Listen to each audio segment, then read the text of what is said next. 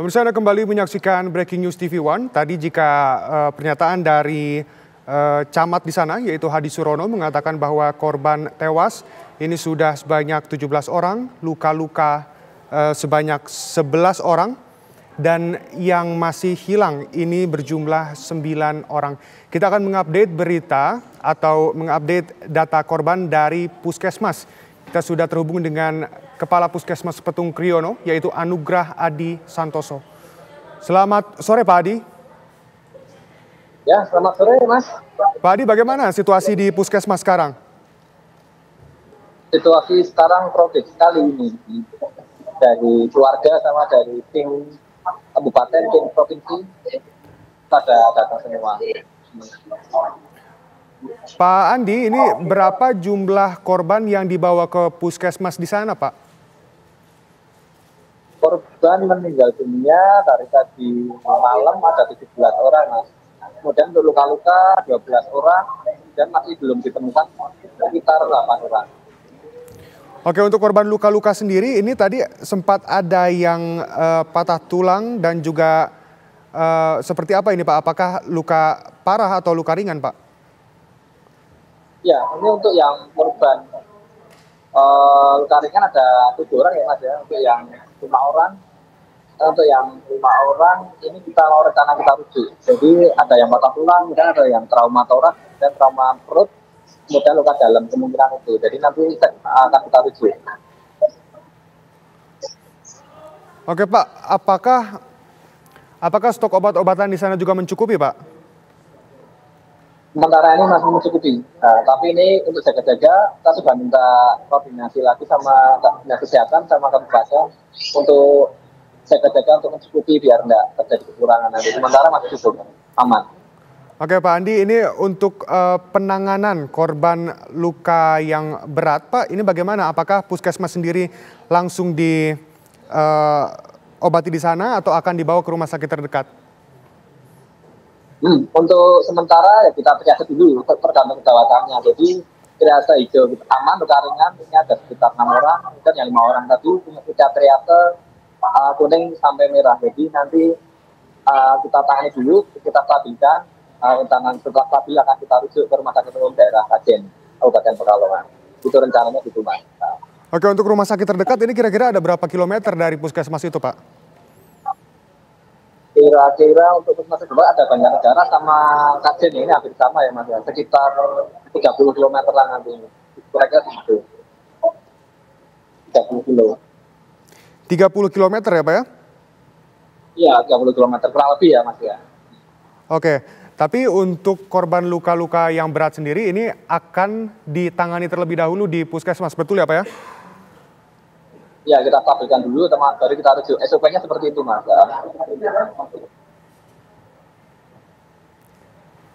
Oke, untuk korban patah tulang yang lain sebagainya ini kan termasuk dalam kategori luka-luka yang parah Pak. Ini bagaimana Pak?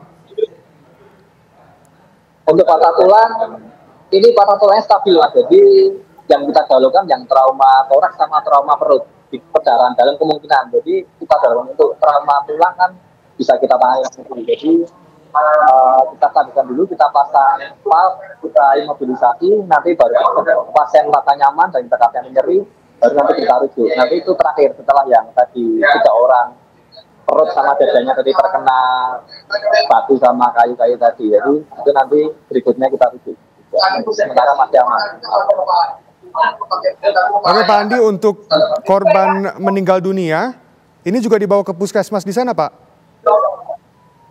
Untuk korban meninggal dunia ini sementara tadi kita bawa, tapi kebanyakan kan ini orang lokal ya Mas ya, orang Petung Kriono. Jadi ini keluarga menghendaki untuk segera disemayamkan, jadi ya kalau nggak mau kita turuti, jadi ini sudah diambil pihak keluarga. Jadi sementara belum ada lagi untuk tambahan lagi, sementara belum ketemu lagi. Untuk kita sementara semoga tidak ada ya, gitu aja. Berapa orang Pak yang dibawa ke sana totalnya Pak? Ini tadi udah sekitar 17 orang Mas. Oke, 17 orang korban ini merupakan korban yang cukup banyak ya Pak. Apakah ada tambahan tenaga medis untuk Puskesmas di sana Pak? Kita minta bantuan. secara otomatis nanti kita akan kewalahan Mas. Jadi kita minta bantuan ke dinas kesehatan dan teman-teman puskesmas terdekat. Kita sudah koordinasikan.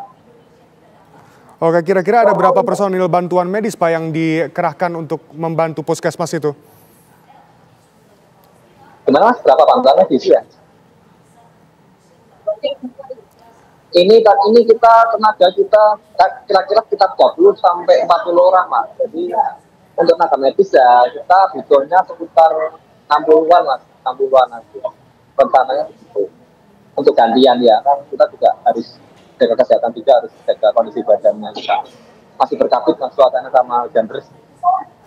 Oke Pak, untuk korban yang meninggal dunia terutama ini apakah ada keluarga yang langsung mengambilnya atau pihak keluarga pun berdiam dulu di sana Pak di puskesmas itu?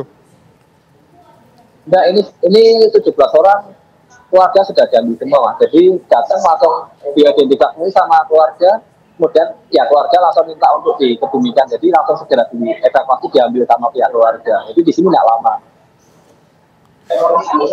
Oke, yang sudah teridentifikasi ini berapa orang Pak?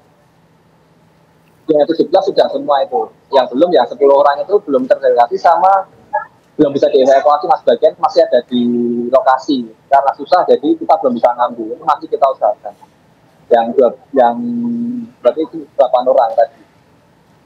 Oke, selain bantuan personil Pak yang ada di puskesmas itu, apakah ada bantuan obat-obatan atau hal-hal medis lainnya Pak?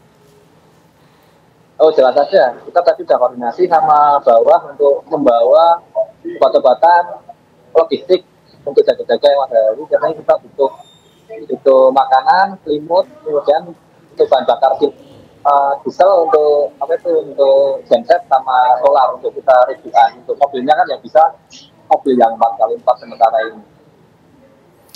Oke Pak, dalam menghadapi tanah longsor ini kira-kira apa yang paling dibutuhkan juga oleh pihak puskesmas Pak? Apakah masih ada kekurangan atau tidak Pak? Untuk saat ini kendalanya cuma di itu Mas, air bersih kita terputus.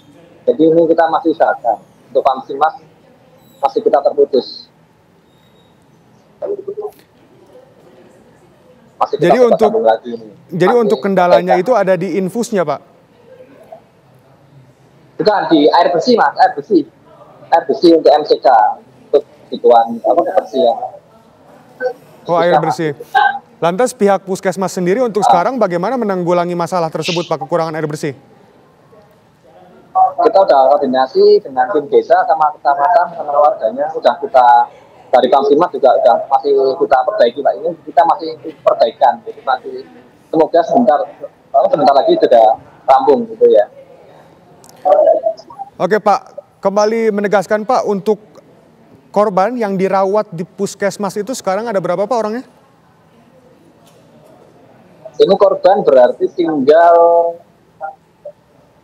6 orang Mas, 6 orang ada yang dirawat, luka ringan 6 orang, nanti lainnya kita rujuk. Itu 6 orang tersebut luka berat atau luka ringan Pak? Luka ringan kita bisa tangani di puskesmas Mas. Oke, luka ringan ini bisa digambarkan konkretnya seperti apa Pak lukanya? Luka ringan ya hanya memar, lecet-lecet, kemudian muntah-muntah. Jadi karena jatuh kalau nggak terpleset biasanya, tapi nggak perlu kita rujuk, jadi bisa kita tangani di sini Pak. Oke Pak, untuk kondisi korban yang sedang dirawat di sana, apakah masih bisa berkomunikasi dengan baik atau mengalami trauma Pak? Masih, semuanya masih bagus, masih lemas mentis, makanan vital masih stabil, insya Allah masih aman semua Mas.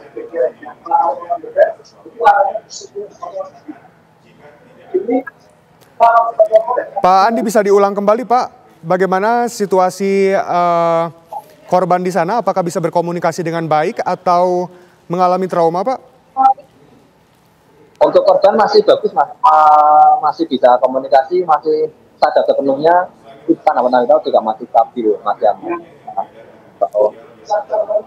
Berarti jika kondisinya itu mengalami luka ringan Pak, apakah setelah perawatan yang dilakukan puskesmas ini bisa kembali pulang Pak? Kelihatannya untuk ini bisa pulang. Jadi misalnya perlu kita pulangkan, kita pulangkan kalau udah stabil. Jadi tapi masalahnya di rumah juga kan masih itu mas, masih nggak stabil. Kalau rumahnya masih ternyala, jadi tetap dulu sementara, nanti kita sampai stabil dari cuaca ekstrim ini. Oke Pak Adi, ini antisipasi atau persiapan dari Puskesmas Petung Kriono sendiri jika nantinya proses evakuasi ini menghasilkan banyak korban yang datang ke Puskesmas itu bagaimana Pak? Untuk evakuasinya ya Mas ya. Untuk penanggulangannya nanti sudah kita itu Mas, untuk berikutnya sudah kita koordinasikan dengan dinas-dinas terkait, termasuk kecamatan, termasuk BNPB, BPBD, untuk Kodim sama Kapolres sama dinas kesehatan sudah kita koordinasikan. Nanti untuk langkah-langkah berikutnya nanti sudah saya sampaikan, nanti kita rapatkan lagi. Semoga sih tidak terjadi hal yang tidak diinginkan ya Mas. Harapan kita seperti itu.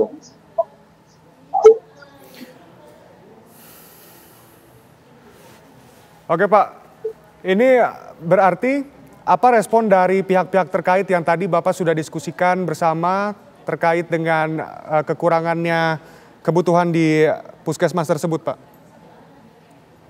Untuk responnya ini sangat atraktif ya, sangat cepat ya. Ini tadi kita laporkan sekitar jam 12, jam setengah 1 ini sudah pada datang di lokasi. Jadi tanggaplah, cepat. Sudah mulai ramai. Belum ketemu lagi nih, belum saya tanyakan lagi untuk apa aja yang datang tadi Mas. Oh, bantuan sudah datang. Oke, saya kembali menegaskan Pak, selain dari air bersih yang tadi menjadi keluhan, kekurangan, ini apalagi Pak yang dibutuhkan di sana? Sementara itu dulu Mas, sementara yang lain sudah cukup. Yang jelas tenaga aja nanti untuk logistik, untuk obat-obatan sama peralatan kita sudah cukup. Nah, itu aja sih, sama tenaga teman-teman aja nanti untuk gantian untuk perawat korban luka. Oke Pak, kami juga ingin mengetahui ini Puskesmas dari Petung Kriono ini berarti satu-satunya yang ada di sana ya Pak ya, yang paling dekat dengan lokasi. Ya betul. Kira-kira berapa kilometer Pak dari lokasi Pak? Itu dari lokasi sekitar 5 kilometer Mas. 5 kilometer. Nah untuk korban-korban yang datang dari lokasi ini menggunakan apa Pak? Apakah menggunakan motor, diangkut lewat motor atau memakai mobil? Ini mobil saat berhenti di longsoran, korban datang ditandu Mas. Tempat di rumah ditandu, nggak bisa. Mobil nggak bisa masuk ke lokasi. Baik Pak Andi, terima kasih. Kami akan segera kembali ya Pak. Pemirsa, Breaking News TV One akan kembali sesaat lagi. Tetap bersama kami.